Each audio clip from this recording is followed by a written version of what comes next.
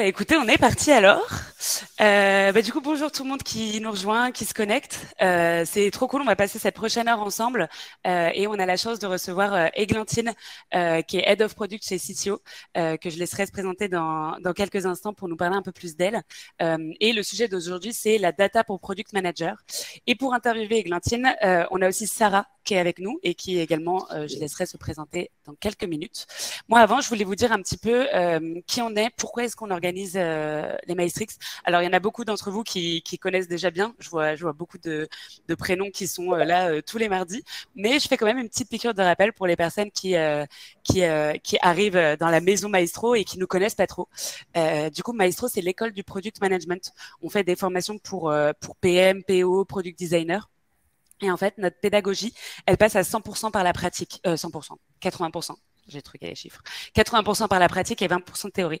Qu'est-ce que ça veut dire? Ça veut dire qu'en fait, on donne la méthode, on donne les outils, on explique comment y arriver, et ensuite, on pratique sur des cas réels d'entreprises de la tech.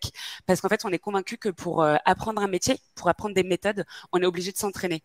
Et c'est comme ça, en fait, qu'on va le mieux les retenir et le mieux les mettre en place. Et du coup, tous les mardis, on organise des webinaires avec des experts du produit comme Églantine, qui viennent un peu, encore une fois, nous partager leur quotidien, nous montrer très concrètement comment est-ce que eux, ils mettent en place des méthodos dans leur job, dans leur vie de tous les jours. Et du coup, aujourd'hui, on va parler à fond de la data, qui est un sujet très important et qui, en fonction de votre rôle de PM ou de PO, peut avoir une place plus ou moins importante. Il y a des degrés, il y a des PM qui sont hyper spécialisés dans la data et d'autres qui la touchent un peu moins, même si en fait, on se rend compte qu'il y a toujours de la data dans tous les métiers.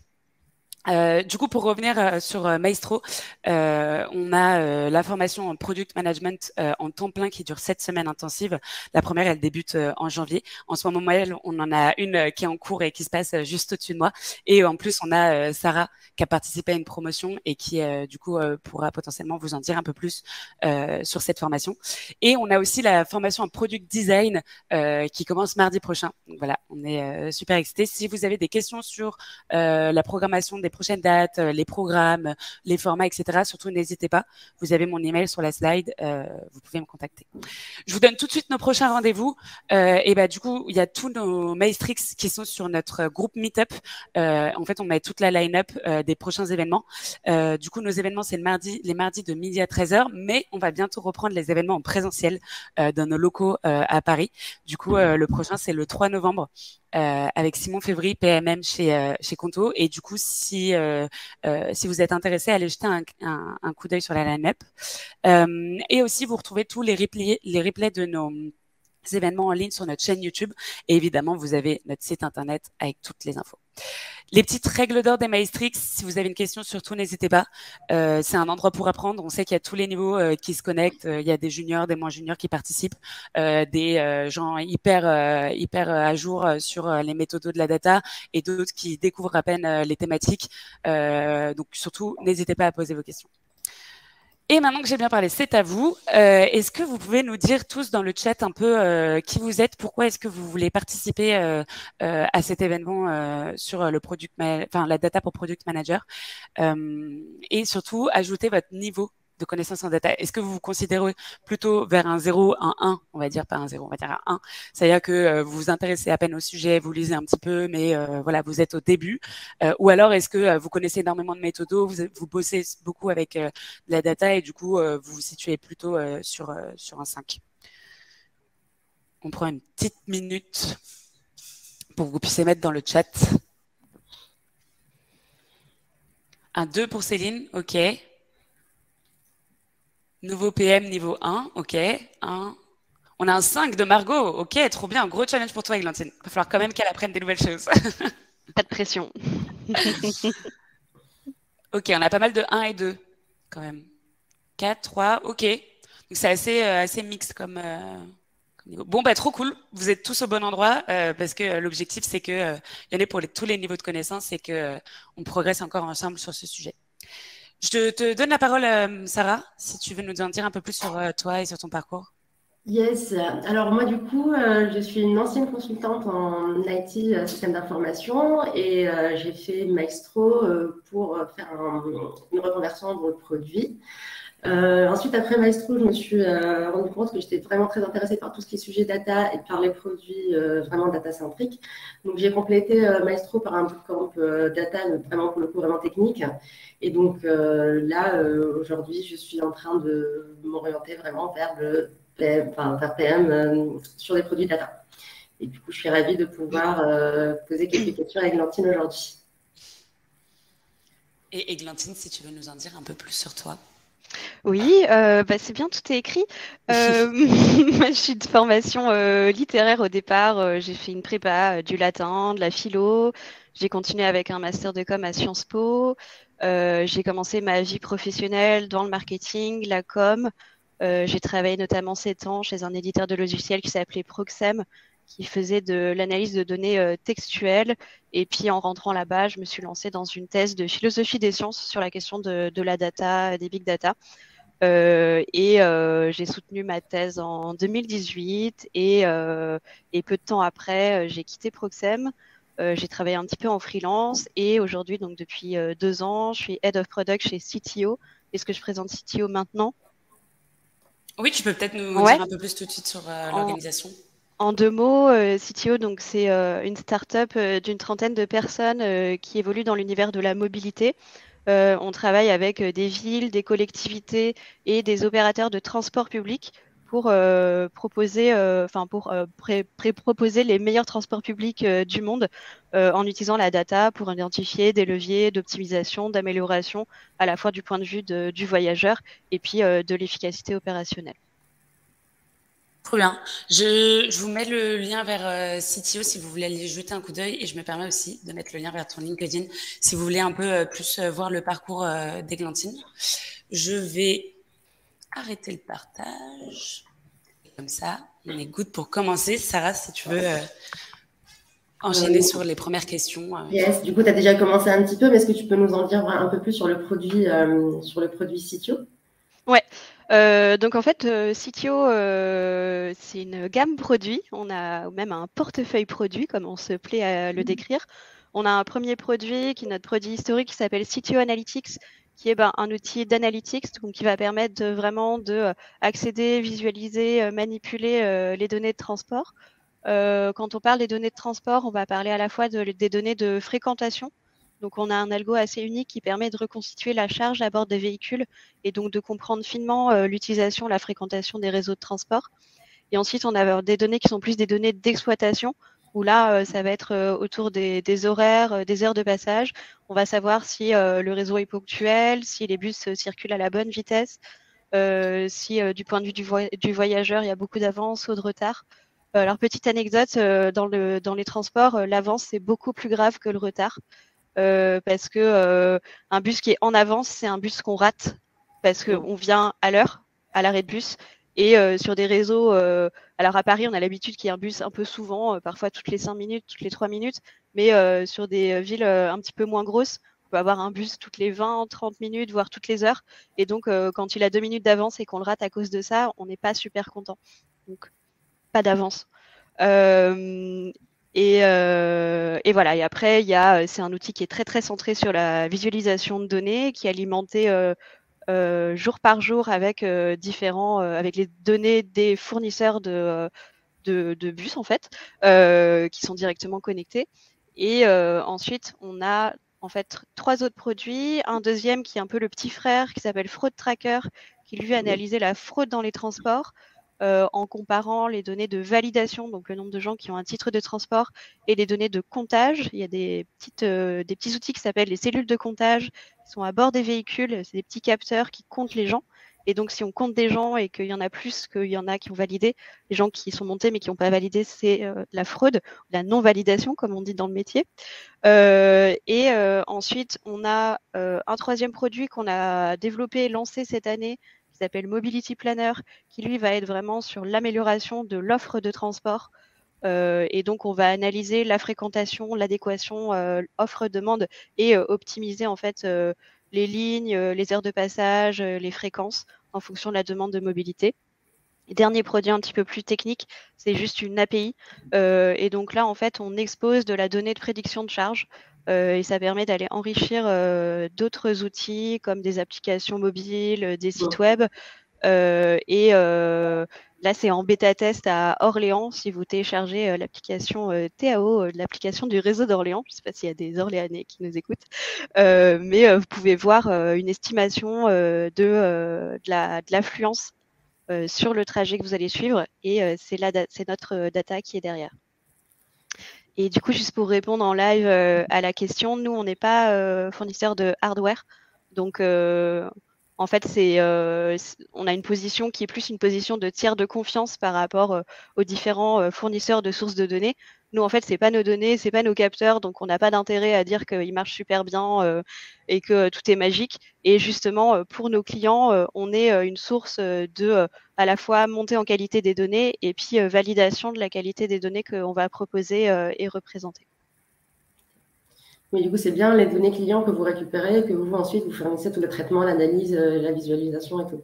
Exactement. Nos clients nous donnent leurs données et puis on leur rend, mais en beaucoup mieux. Et du coup, juste tant qu'on parle de clients, tu as parlé d'Orléans. Là, vous êtes uniquement en France ou vous commencez déjà à avoir des clients un peu dans d'autres pays Ouais, alors on est principalement sur des clients français. On a quelques clients à l'international. En fait, il faut savoir que on est très proche du groupe RATP. Et dans le groupe RATP, il y a bien sûr la RATP que vous connaissez, qui est à Paris. Et en fait, il y a une autre structure qui s'appelle RATP Dev et qui, elle, est une structure à caractère commercial et qui a pour vocation d'avoir des filiales un petit peu partout en France et dans le monde. Et en fait, grâce à nos liens avec eux, on a comme clients quelques réseaux à l'étranger comme Casablanca, Riyad, Alger, Dubaï. Non, pas Dubaï. Mais en tout cas, quelques réseaux à l'international. Ouais. Du coup, le produit CTO, c'est un produit data. Je trouve qu'il y a souvent une confusion entre les termes produit data, produit IA. Est-ce que tu peux nous donner ton point de vue là-dessus, les différences? Ouais, avec grand plaisir.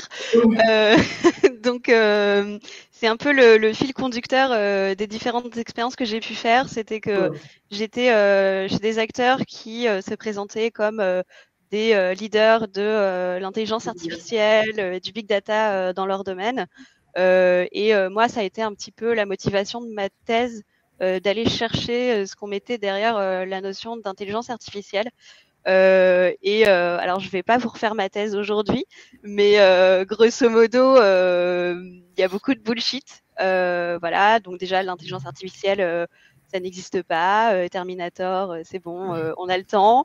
Après, c'est vrai que il y a vraiment un très fort engouement médiatique sur ces questions-là. Et que donc, du coup, d'un point de vue marketing commercial, il y a énormément de boîtes qui disent on fait de l'IA.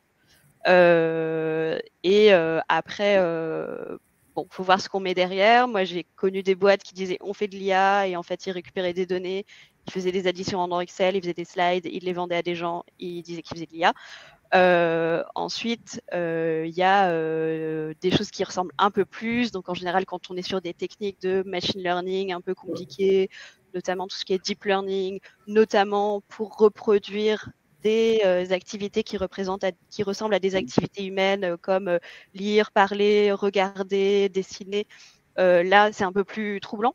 Quand on a des systèmes qui sont capables de générer de la musique automatiquement, c'est pas une intelligence artificielle, hein, elle prend des morceaux de musique, elle les mélange et elle produit de la musique à partir de ça.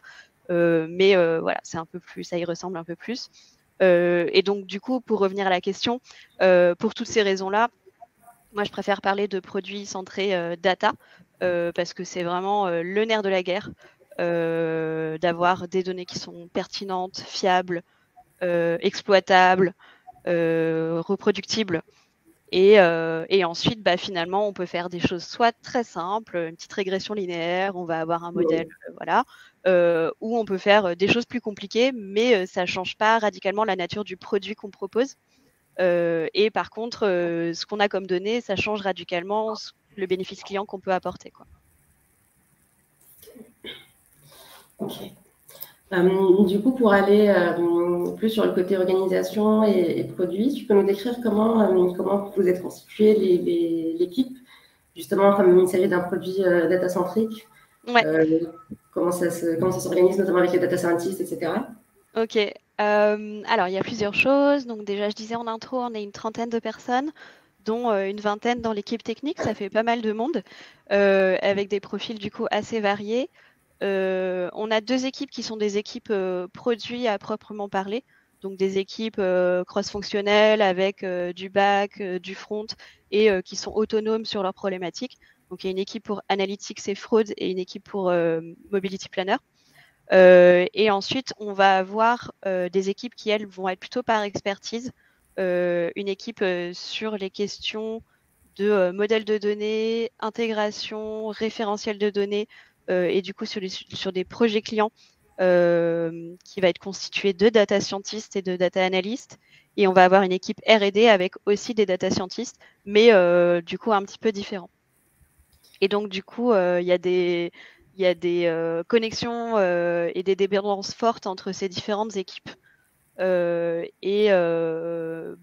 question de l'intégration des données, c'est une question à part entière où ça n'a pas vraiment de sens d'avoir une approche cross-fonctionnelle.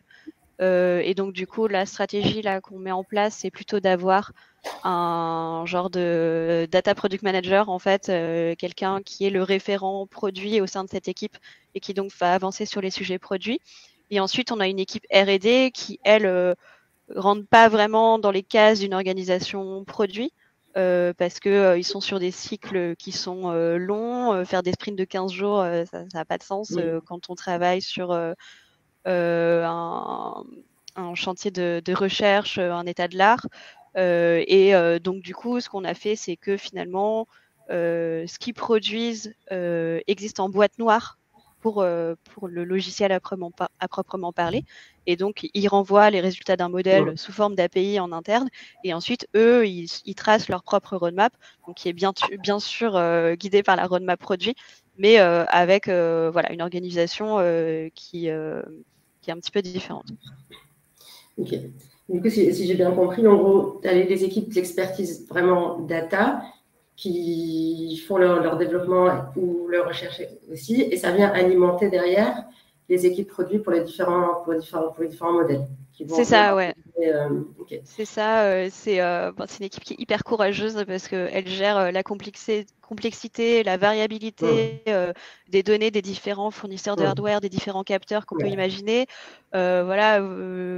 C'est des logiciels qui ont parfois 20-30 ans, ils ne savent pas ce que c'est une API. C'est des véhicules qui ont été construits il y a un certain temps avec des technos, genre il n'y a pas de port USB, quoi. Donc c'est pas exactement le type de données qu'on a l'habitude de voir dans le monde de 2021. Évidemment, chaque constructeur a des formats différents. Parfois, ils changent. Et ensuite, il y a la joyeuse vie de la data, de genre, je sais pas. Ils font des CSV avec des virgules et puis ça devient des points-virgules comme ça, sans prévenir. Les formats de date qui changent. Enfin, je rentre pas dans les détails, mais c'est une expertise à part entière. Et tu as parlé du poste justement du rôle de data PM, ça m'intrigue un peu parce que c'est un rôle que je commence à voir de plus en plus dans les offres d'emploi.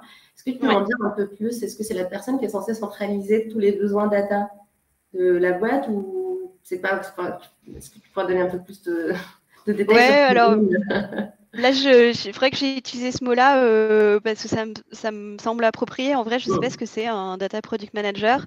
Moi, je sais qu'au moment où je cherchais un poste avant CTO, on m'a proposé pas mal de postes de data product manager. J'avais l'impression que chacun avait un peu sa définition. J'avais souvent l'impression que c'était juste un boulot de PM, mais la data. où il y a de la data.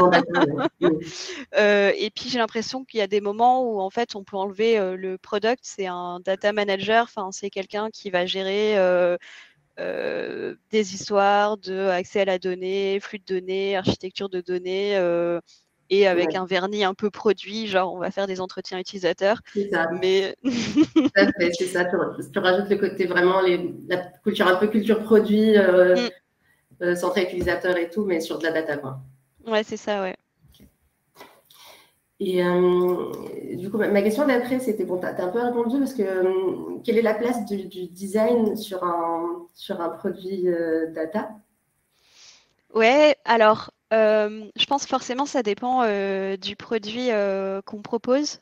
Nous, on a un outil d'analytics. Donc, en fait, c'est-à-dire que notre boulot principal, et c'est un peu le seul, c'est montrer de la donnée.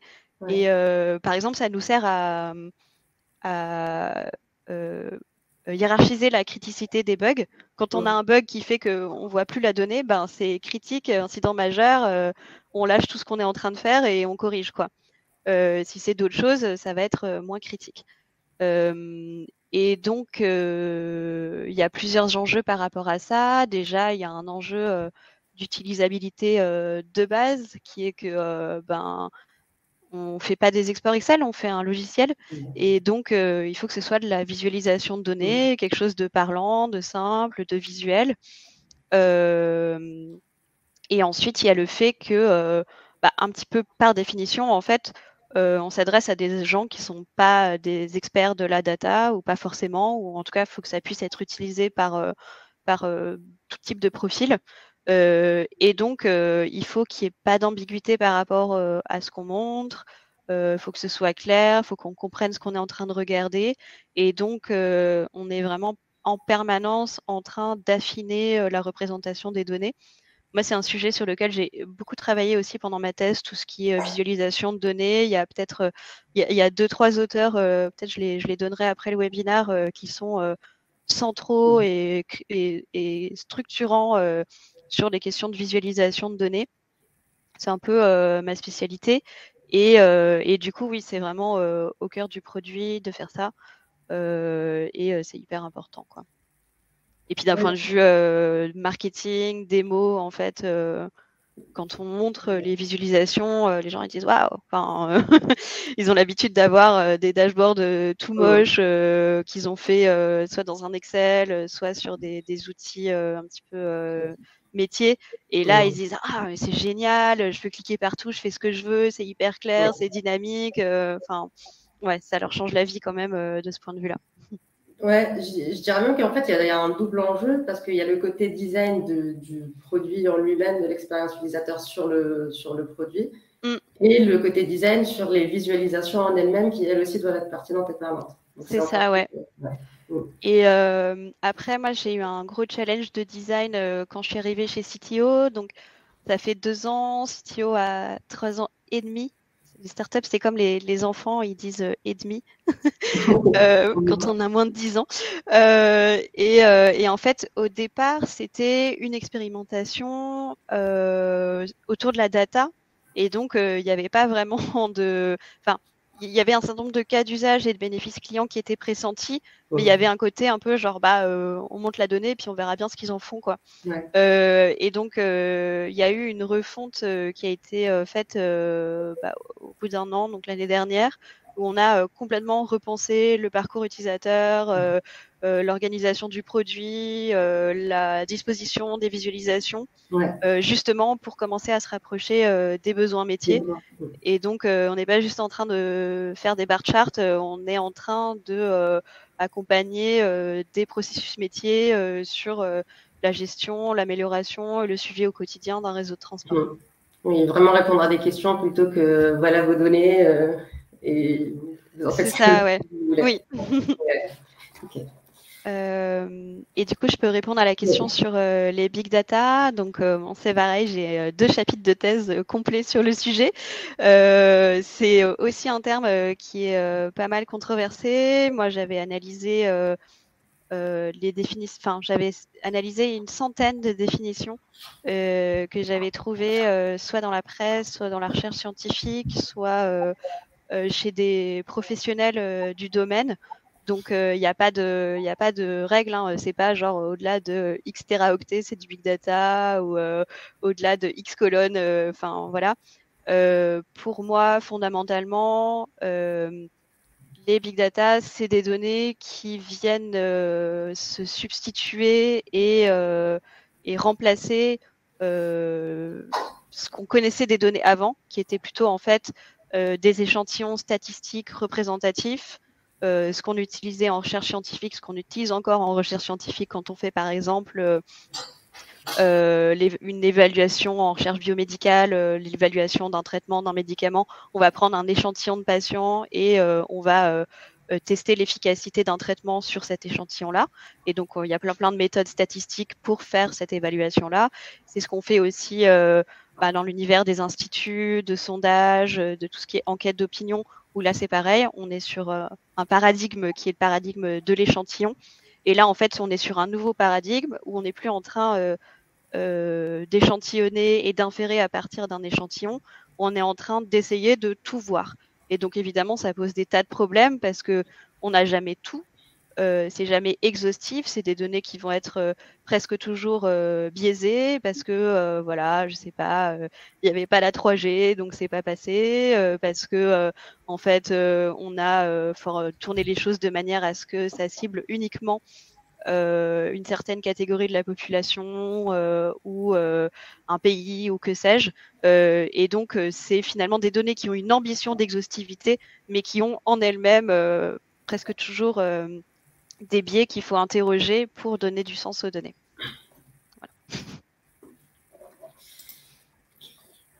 Voilà. Alors, du coup, pour continuer sur l'orga, avec qui tu nous as parlé un peu de l'organisation en termes d'équipe. Comment tu travailles avec les autres équipes, notamment la R&D, les équipes d'expertise, avec qui tu travailles le plus en tant que Head of Product? Moi, je suis vraiment... J'avais ce collègue qui disait dans l'œil du cyclone. Donc, je suis vraiment au milieu de tout parce que donc j'ai jusqu'à il y a un mois, j'étais toute seule au produit. Il y a quelqu'un qui nous a rejoint le mois dernier et j'étais le point de contact et de référence et d'entrée pour toute la partie sales, opération, la strat, les investisseurs. Et puis toutes les équipes techniques qui sont qu'on essaye de faire avancer dans une seule direction qui est celle de la roadmap produit. Et donc, je passe ma vie en réunion, quoi. Et donc, progressivement, on affine nos process, on met en place des rituels, on fait vraiment dans la dentelle sur quelle fréquence, comment se déroule le point pour que ce soit le plus efficace possible. Et si je dois résumer, on a des points de synchro avec un petit peu tout le monde, soit toutes les semaines, soit tous les mois, soit toutes les 2 semaines. Et ensuite, les équipes produits, là, je suis vraiment, il y a des stand-up, je vais être dans une échelle qui va être le quotidien par rapport à ça. Et puis, sur l'équipe R&D, ça va être plutôt tous les mois. Sur l'équipe intégration de données qui s'appelle l'équipe fondation, ça va être plutôt toutes les 2 semaines. Et on est en synchronisation permanente parce que c'est vrai qu'on n'est pas 200, mais en fait très très vite on a ces questions de dépendance entre équipes où quand c'est une personne qui en fait doit faire la passation d'informations, ça se fait un petit peu dans la douleur. Donc c'est hyper important de assez vite percevoir ces dépendances-là et décider comment on va les gérer. Et j'ai une petite question par rapport à ça, ces rituels, et tu les as mis en place quand tu as rejoint l'équipe ou c'est arrivé récemment avec le fait que l'équipe grossissait, etc. Un peu des deux. Enfin, il y a des choses que j'ai mises en place en arrivant. Donc déjà, alors le CTO a une culture produit qui est assez marquée, et donc du coup, il avait commencé à mettre des choses en place avant que j'arrive. Il y avait déjà des sprints, il y avait déjà des boards avec des cartes qu'on bouge entre différentes colonnes.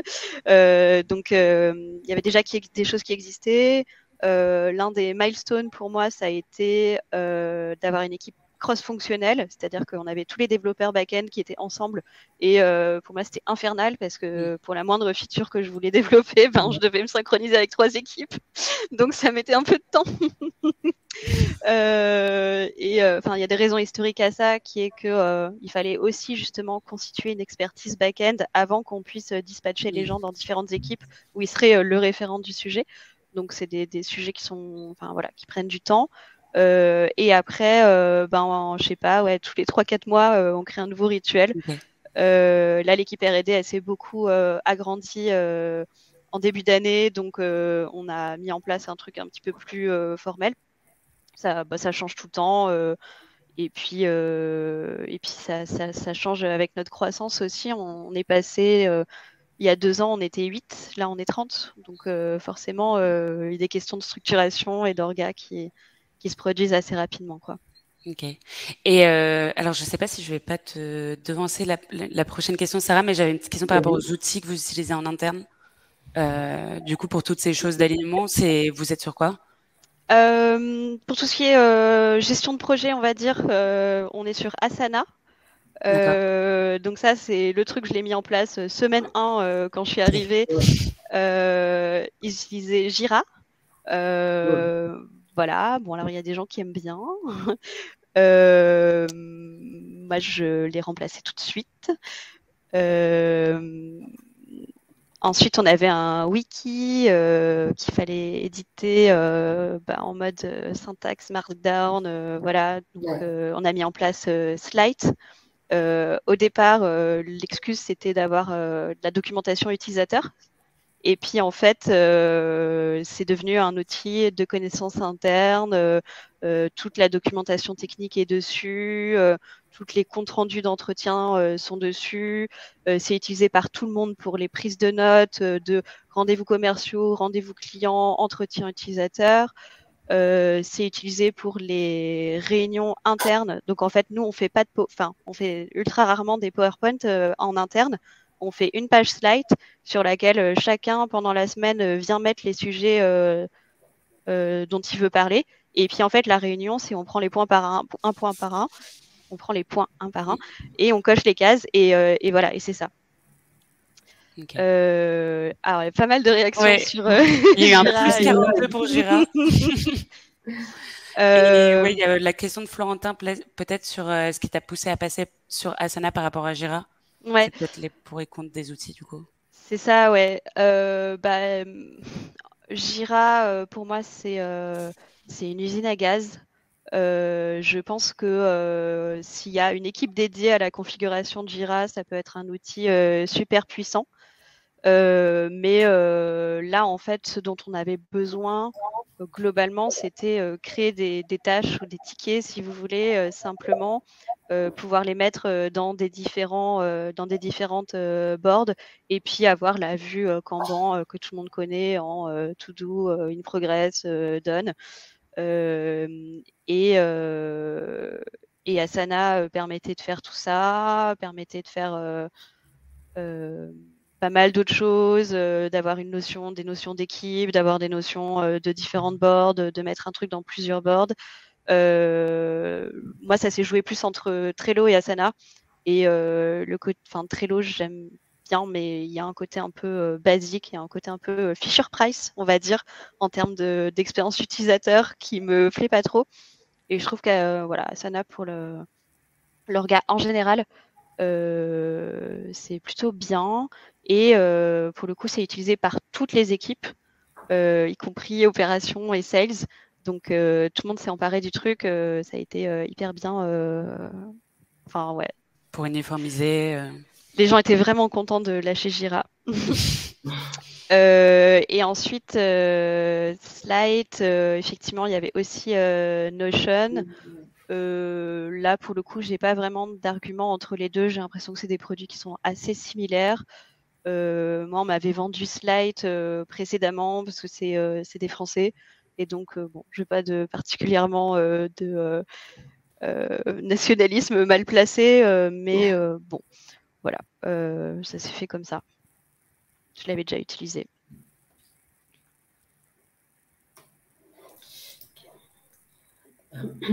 Ça fait un peu débat dans le chat. Ouais, bah oui, je comprends. Ouais.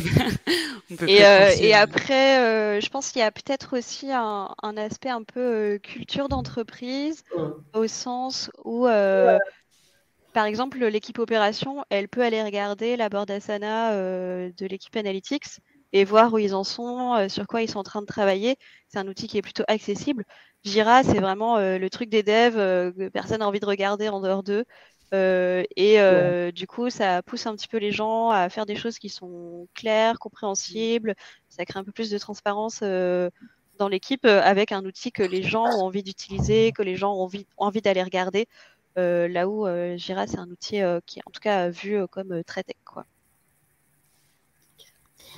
Du coup, pour toi, qu'est-ce qui va varier dans le quotidien d'un PM en fonction de ce que le produit, c'est un produit data-centric ou pas? Ouais, alors ma réponse, c'est que je pense que je passe beaucoup plus de temps à regarder des CSV. Donc, en fait, la différence, c'est que dans un produit qui est centré data, la data est le produit. Ouais. Et que donc, en fait, tout ce qui est spécification, conception, recette, vérification, va être aussi sur la data elle-même, quoi. Et donc, on crée régulièrement des nouveaux indicateurs. Là, on est en train de mettre au point un indicateur de ponctualité du point de vue du voyageur, où en fait, on va se dire, quand un bus est en retard, par exemple, s'il y avait une personne qui attendait, c'est moins grave que s'il y avait 25 personnes qui attendaient. Et donc, du coup, bon, il y a toujours un peu des retards dans un réseau de transport, mais finalement, si on peut mettre en place un certain nombre d'actions pour les réduire, et le faire plutôt là où ça va affecter un maximum de gens. Et donc, on est en train de faire cet indicateur-là qui calcule à la fois le nombre de personnes qui ont pris le bus combiné avec le retard qu'il y avait à chaque arrêt. Et donc, c'est moi qui spécifie le calcul, en fait. Et donc, typiquement, je parlais d'avance et de retard. On ne va pas prendre les bus qui sont en avance parce que, par définition, s'ils sont en avance, on va supposer que la personne l'a raté, donc elle ne sera pas comptabilisée sur le véhicule. Donc, voilà, donc ça c'est rentré dans la spec. Et donc, là, donc on va lancer la partie back, ensuite la partie front, et moi je vais recéter les vraies valeurs, et je vais partir des données brutes, je vais refaire le calcul à la main, et je vais vérifier qu'à la fin on a les valeurs qui sont normales pour moi. Et ça, normalement, dans le quotidien d'un PM un peu classique, c'est pas trop normal, quoi. C'est plutôt rare. Et après, sur les différences, je pense, ce que j'aurais dû commencer par dire, c'est que, il n'y en a pas tant que ça. Product manager sur un produit data, c'est avant tout product manager. C'est qu'il faut avant tout mettre les attentes et les besoins des utilisateurs au centre de toutes nos actions, de toutes nos préoccupations. Et donc, ne jamais mettre de côté la partie discovery, compréhension du besoin. Moi, je fais en moyenne un entretien utilisateur par semaine. Sachant que on a peut-être moins de clients que de semaines dans l'année. Donc, il y en a que je commence à bien connaître. Voilà. Pour reboucler avec la question des outils, on utilise beaucoup Hotjar. Je ne sais pas si vous connaissez. Donc, il y a un outil qui, en fait, enregistre les sessions des utilisateurs. On voit vraiment les mouvements de souris, où est-ce qu'ils ont cliqué. Donc, on voit leur session complète. Et moi, j'y vais. En ce moment, il y a un peu trop de réunions, mais en théorie, j'y vais tous les jours, quoi. Et j'arrive quasiment à regarder toutes les sessions enregistrées. Là, je suis en train de passer la main à ma product manager là-dessus, mais c'est essentiel. Et voilà, tout ça pour dire que le côté discovery, compréhension des besoins des utilisateurs est essentiel. Sur les process de delivery, voilà, on est en agile, avec une énième variante du Scrum parce que personne fait du pur Scrum. On fait pas de user story parce que je trouve ça, comment dire, j'ai l'impression qu'on passe à côté des besoins utilisateurs en faisant des user stories. Donc, en fait, on identifie des problèmes utilisateurs, on les transforme en fonctionnalités et ensuite, on crée des tâches Asana qui décrivent la fonctionnalité à implémenter. Peut-être petite variante par rapport à un process PM strict. Parce que c'est quoi les limites pour toi des stories, des user stories? C'est que je trouve que c'est souvent utilisé de manière ratée et paresseuse. Et c'est souvent, soit c'est en fait directement la tâche technique, c'est-à-dire en tant qu'utilisateur, je veux pouvoir cliquer sur un bouton pour exporter les données. Donc là, voilà. Ou alors la user story, ça va être quelque chose de trop loin pour le coup de l'implémentation, genre en tant que directeur d'exploitation, je veux identifier rapidement les problèmes sur mon réseau. Et ça, là, il y a des milliards de façons de le traiter, quoi. Ouais. Okay. Et donc, en fait, je trouve que avec cette phrase à trous, on n'arrive pas au bon niveau de granularité par rapport à la fois l'implémentabilité technique et puis le fait de répondre à un problème concret. Ok. Question sur Hotjar. Donc, effectivement, les équipes techniques aiment bien parce que ça leur permet de reproduire les bugs. Quand on a des trucs mystiques, genre j'ai cliqué là, j'ai recliqué là, ça me le fait pas. Ah, voilà. Et ensuite, moi, c'est comprendre quelles sont les fonctionnalités les plus utilisées, identifier des problèmes d'utilisabilité, comprendre ce que les gens font avec. Est-ce qu'ils font des analyses sur une semaine, un mois, un an de données, et donc est-ce qu'il y a un enjeu de perf? Est-ce qu'ils ont vu telle nouvelle fonctionnalité qu'on a implémentée? Est-ce qu'ils l'ont comprise? Est-ce qu'ils utilisent cet indicateur? Enfin, c'est vraiment répondre à toutes les questions sur l'utilisation de l'outil. On a un Google Analytics aussi. Et ensuite, après, on a un peu des stats, genre, je sais pas, le nombre de connexions par module ou des trucs comme ça. Mais j'arrive pas trop à m'en servir parce qu'on n'a pas vraiment de...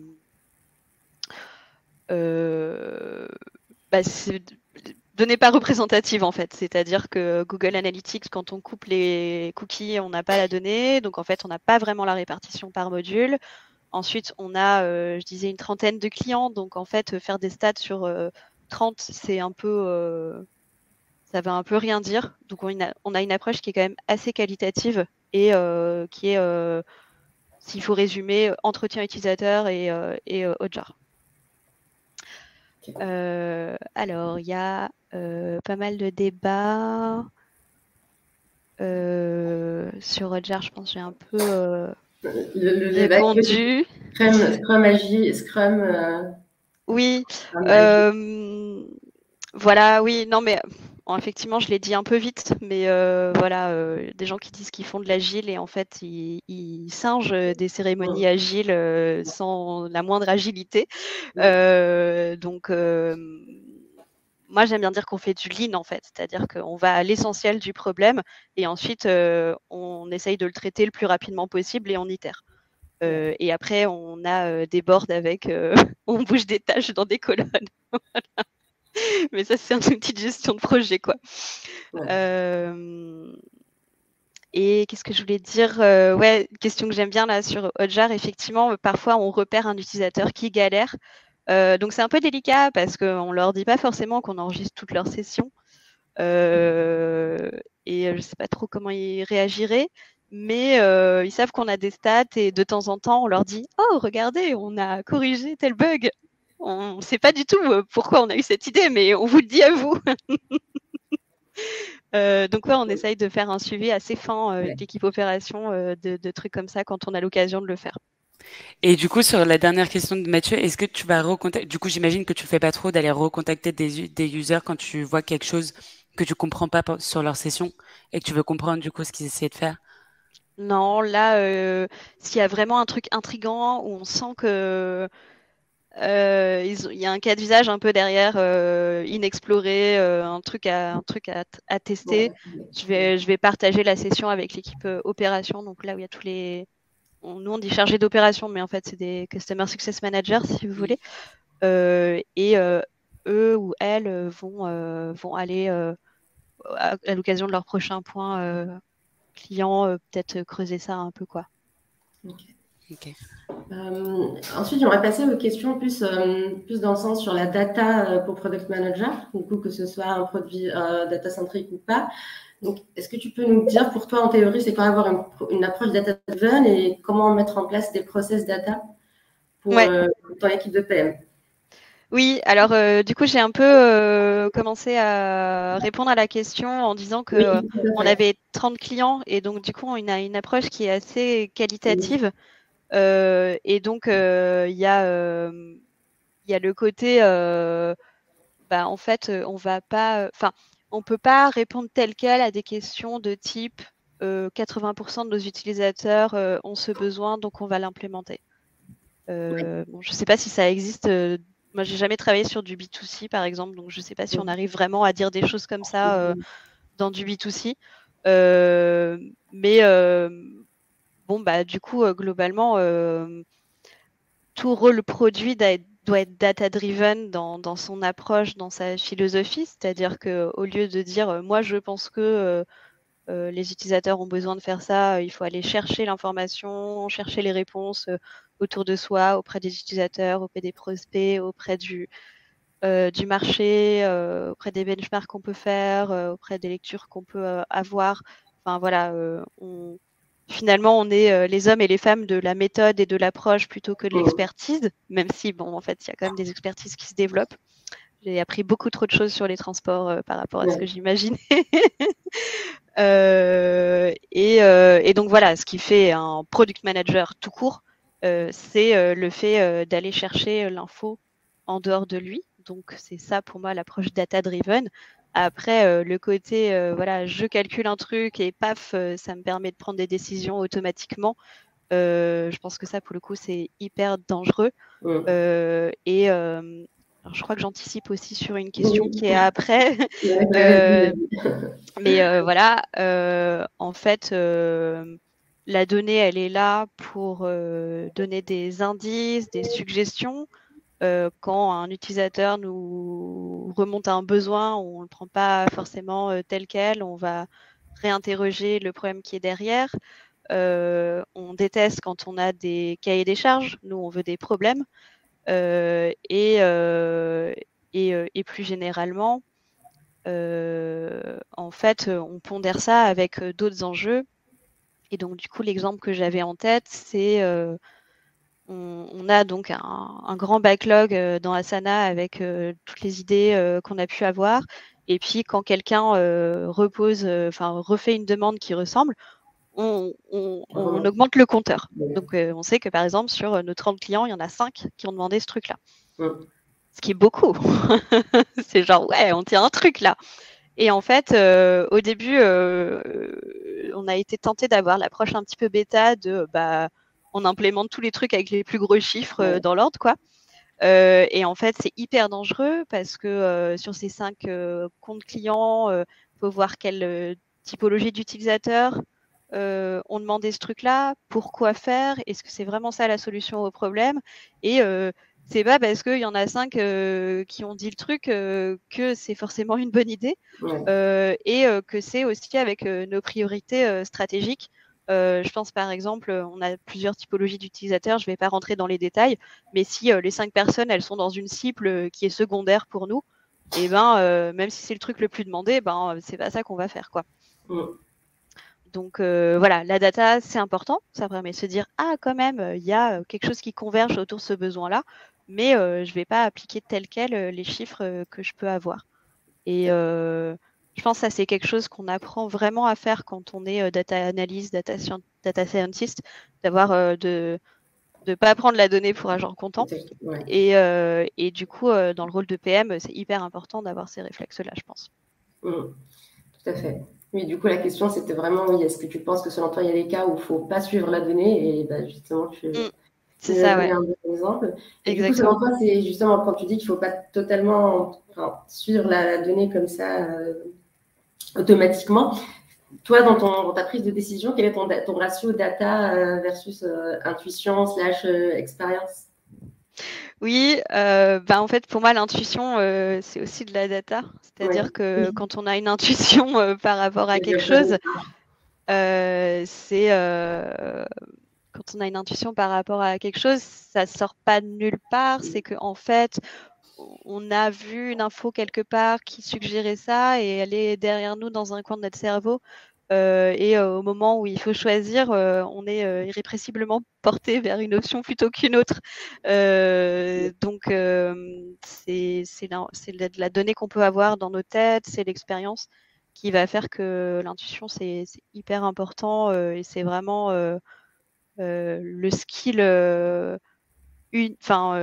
essentiel du rôle de PM, quoi. C'est qu'en fait, on n'a jamais toute la donnée, on n'a jamais toute l'info. On va pas faire des tests utilisateurs sur toutes les maquettes qu'on fait. Et donc, obligé d'utiliser l'intuition. Est-ce que je réponds aux petites questions?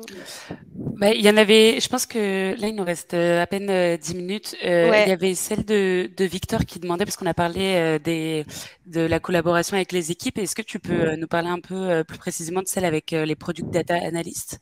Ouais. Alors, est-ce que mes PM bossent au quotidien avec un Product Data Analyst? Alors, il y a 2 réponses. La première, c'est que le data analyst, c'est moi. Parce que voilà, j'ai des compétences data que je peux utiliser directement quand j'ai des questions produits. Donc, je réponds toute seule à mes questions. Et ensuite, on a souvent sur des nouveaux clients avec des nouvelles données, des questions qui arrivent un peu. Et donc là, on va créer des tâches d'investigation dans Asana. Et donc, on va demander à quelqu'un, voilà, voilà ce jeu de données, est-ce que tu peux regarder, répondre à ces 2-3 questions, et puis donner un petit peu ton impression générale sur ce qu'on pourrait faire avec, ce qui est intéressant, peut-être comparer aussi des jeux de données, voir dans quelle mesure il y a quelque chose de générique qui peut émerger.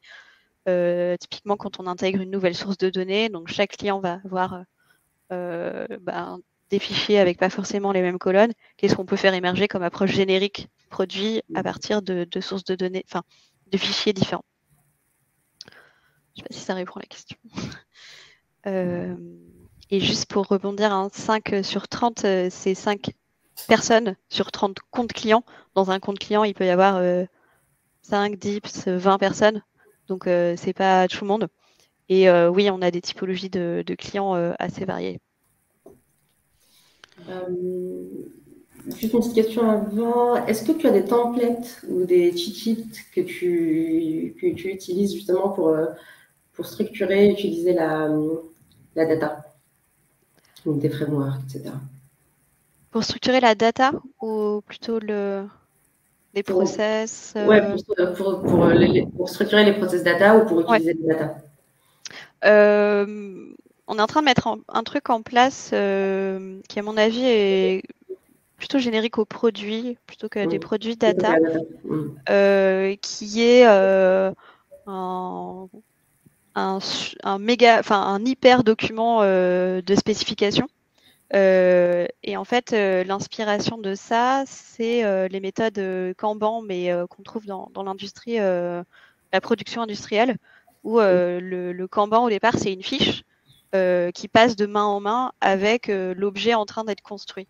Et donc, c'est un peu le journal de bord de l'objet en train d'être construit. Et du coup, il y a marqué, moi, j'ai fait ça, il y a telle pièce, il faut que ça aille à tel endroit, attention à tel truc. Et donc, c'est un peu aussi le dossier patient qui va suivre le patient quand il est à l'hôpital. Et donc, on met un truc en place qui ressemble à ça, où il y a l'histoire un petit peu de la fonctionnalité, pourquoi on fait ça, qu'est-ce qui nous a donné l'idée, à quoi ça va servir, comment ça va affecter les différentes équipes. Est-ce qu'on a des prospects qui sont intéressés? Est-ce qu'on a des clients qui sont intéressés? Est-ce qu'on peut le tester auprès de qui? Quelles équipes techniques vont participer? Avec quel impact? Qui doit synchroniser qui? Et donc, en fait, l'idée, c'est que n'importe qui dans la boîte qui s'intéresse à où est-ce qu'on en est de ce sujet de la roadmap puisse avoir une vision précise de pourquoi on fait ça et où ça en est. Yes. Voilà.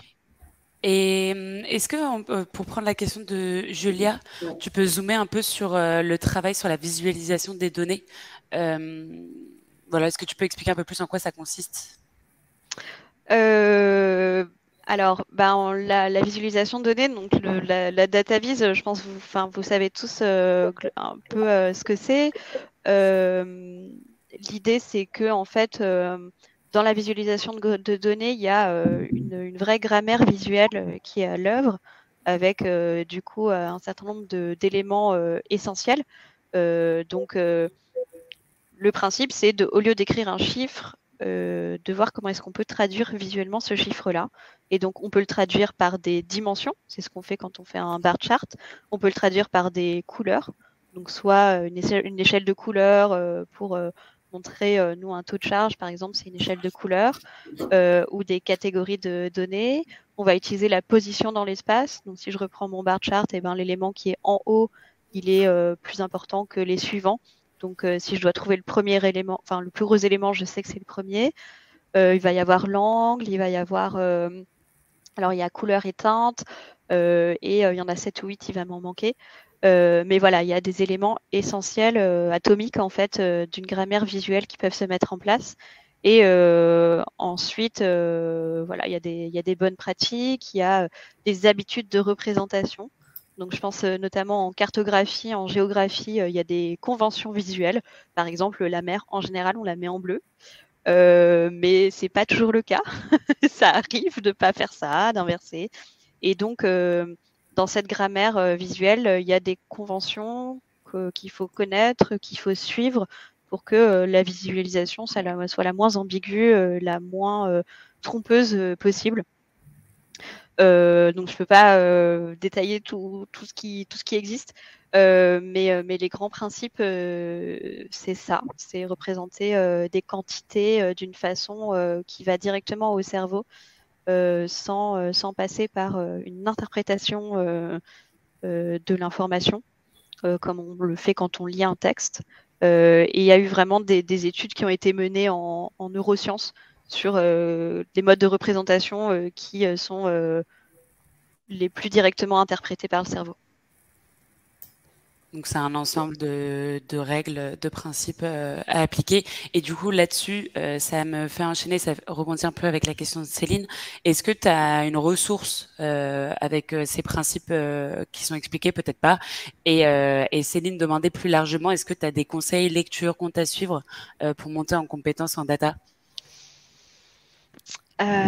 C'est hyper dur comme question parce que moi je me suis formée avec des bouquins de philosophie des sciences, quoi. Donc c'est pas forcément hyper standard. Il y a ta thèse, voilà, lisez ma thèse. Ok, donc pas spécialement de ressources, de trucs. Non, peut-être un bouquin, tu as parlé d'un livre tout à l'heure. Oui, sur la visualisation de données, il y a 2-3 mecs qui sont essentiels. Il y a un mec qui s'appelle Tufte qui a formalisé le principe d'économie visuelle, enfin, de ratio encre-papier, en disant en fait tout ce qui utilise de l'encre, enfin tout ce qui utilise des pixels doit représenter de l'information. Et donc lui en fait quand il te prend une data vise et il t'enlève les décos, le gras, les titres, les couleurs, les machins, il met que de l'info, rien que de l'info, uniquement de l'info. T'as Alberto Quero qui a fait des trucs hyper bien aussi. Enfin, je vous les écrirai. C'est toujours compliqué de dire des noms et des titres à l'oral. Et puis en plus, leur bouquin, il s'appelle genre The Visual Display of Graphical Information. Enfin, je suis jamais sûre du titre. Okay. Donc, je vérifierai ça après. Okay. Est-ce que tu avais encore des questions, Sarah? Parce que non, tu peux passer à la minute carrière. J'avais des petites questions sur la carrière, mais j'ai eu l'impression que pendant la première question, pour savoir un peu qui était connecté, qu'il n'y avait pas forcément d'aspirant data PM. Alors, peut-être juste une seule des questions qu'on avait préparées, peut-être par rapport au background. Quand toi, tu recrutes des personnes qui vous rejoignent, est-ce qu'il y a un background spécifique? Et sinon, qu'est-ce que tu vas aller évaluer? Alors là, le recrutement que j'ai fait, c'est quelqu'un qui vient pas particulièrement de la data, et c'est un choix vraiment délibéré de ma part, qui renvoie également à un niveau de maturité. On a recruté un tech lead pour l'équipe CTO Analytics, et donc c'est quelqu'un qui est capable de en fait masquer la complexité technique à un PM, une PM. Et donc là, à eux deux, ils ont toutes les infos pour à la fois garder cette approche produit centrée utilisateur et faire des trucs qui marchent. Quand il n'était pas là, ça aurait été impossible. J'aurais pris quelqu'un avec un background plus technique, mais par contre, j'aurais vachement poussé d'avoir un user researcher, j'aurais pas eu, mais quelqu'un très recherche, design, pour contrebalancer le côté très tech. Côté fondation, donc je disais, il y a quelqu'un qui est en train de monter au produit. Là, c'est un data scientist que je vais former au produit. Et ensuite, ouais, à un moment, il va falloir il va falloir le mouton à 1000 pattes, quelqu'un qui est fort en data, en produit, en design, sur le prochain recrutement. Donc, si tu le trouves, tu nous le dis, hein, parce que ouais, ouais. Je vais voir comment je peux splitter ce poste-là pour arriver à des personnes qui existent vraiment, quoi. Ok. Ok, trop bien. Écoutez, si vous n'avez pas d'autres questions dans le chat, on va passer à la dernière que j'ai pour les participants plutôt. Est-ce que vous pouvez nous dire de 0 à 5 décidément, je prends tout le temps cette échelle. On va faire de 0 à 10 pour nous dire si vous avez trouvé ce Maestrix pertinent. Est-ce que vous avez bien compris du coup les principes? Est-ce que ça vous permet de mieux vous situer, vous, dans votre connaissance de data, bien que on soit pas allé à fond dans le technique, parce que évidemment, on n'a qu'une heure et du coup, c'était pas du tout l'objectif, mais que l'idée, c'était vraiment de vous montrer au quotidien pour Églantine sur les produits CTO, comment ça se passait. Du coup, si vous pouvez nous dire de 1, c'est que vous n'avez pas trop compris ce qu'on s'est dit pendant une heure, et 10, c'est que vous ressortez avec des trucs assez vraiment concrets. Et à côté, Églantine, si tu peux m'envoyer un peu les titres des bouquins qu'on a mentionnés là, et comme ça, moi, je vous les mettrai dans l'email de récap que je vous enverrai dans l'après-midi ou demain matin avec le replay et un peu de ressources pour aller plus loin. Mais 8, 9, cool. Ok. Super. Bon, a priori, la mission a bien été remplie. Bravo, Églantine et Sarah. Merci beaucoup, Églantine, pour toutes ces infos et ton partage d'expérience. Et Thomas, 8, mais il a eu que les 20 dernières minutes. Imagine si tu avais eu l'heure complète. J'ai eu 25. Bon, génial. Et merci tout le monde. Je vous envoie l'email de récap. Merci, Églantine et Sarah. Et puis, on se dit à mardi prochain pour le prochain Maestrix. Merci à tous. Merci pour l'invite. Bonne après-midi.